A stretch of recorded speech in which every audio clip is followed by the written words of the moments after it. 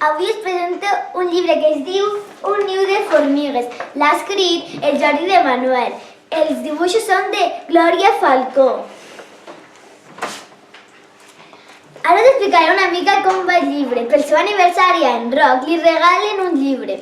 A la contraportada hi ha un dibuix, però comença a passar les pàgines sol trobar files i files de formigues.